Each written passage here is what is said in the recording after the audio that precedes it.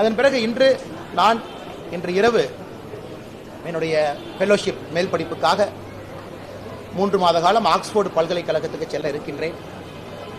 கட்சியினுடைய அனுமதி பெற்று, தலைவர்களுடைய அனுமதியை பெற்று, நம்முடைய தலைவர்கள் எல்லாம் இங்கே இருக்கிறாங்க. முக்கியமான கட்சி காலகட்டம் 2 மாதங்கள் உறுப்பினர் சேர்க்கை முகாம் நடக்குது.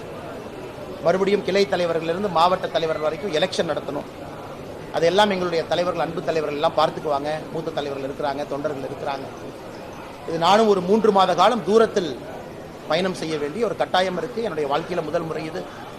தமிழகத்தை தாண்டி எங்கே இருந்தாலும் கூட இதயம் தமிழகத்தில் இருக்கும். தொடர்ந்து இத்தனை காலமாக எப்படி சண்டை போட்டமோ, 3 மாத காலம் ஒரு மாணவனாக ஆக்ஸ்போர்டு பல்கலைக்கழகத்தில் இருந்தாலும் கூட தொடர்ந்து என்னுடைய சண்டை இருக்கும். ஆளுங்கட்சி செய்யக்கூடிய தவறுகளாக இருந்தாலும், முக்கியமான விஷயங்களாக இருந்தாலும் நேரம் கொடுத்து பார்த்து அறிக்கை மூலமாக எங்களுடைய கருத்தை தொடர்ந்து உங்களுக்கு கொடுத்து கொண்டிருப்போம். எங்களுடைய தலைவர்கள் இங்கே இருக்கிறாங்க, களத்தில் அவங்க பார்த்துக்குவாங்க. அதனால் மாவட்ட தலைவர்கள் ஆரம்பித்து கிளை தலைவர்கள், எங்களுடைய மாநிலத்தினுடைய பொறுப்பாளர்கள் இந்த நேரத்தில் நன்றிகளை தெரிவித்துக் கொள்கின்றேன். அவர்களும் அனுமதி கொடுத்து என்னை 3 மாத காலம் அனுப்பி இருக்கின்றார்கள். போயிட்டு நவம்பர் கடைசியில் வருவோம்.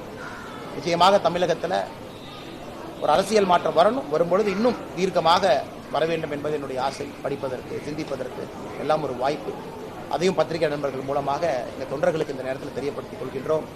இதயம் இங்கே தான் இருக்கும், கண் இங்கே தான் இருக்கும், தொலைபேசி இருக்கும். எப்பொழுது வேண்டுமானாலும் நம்முடைய தொண்டர்களுக்கு, தலைவர்களுக்கு அறிவுரையோ பேசுவதற்கோ தொடர்ந்து நான் இருப்பேன்.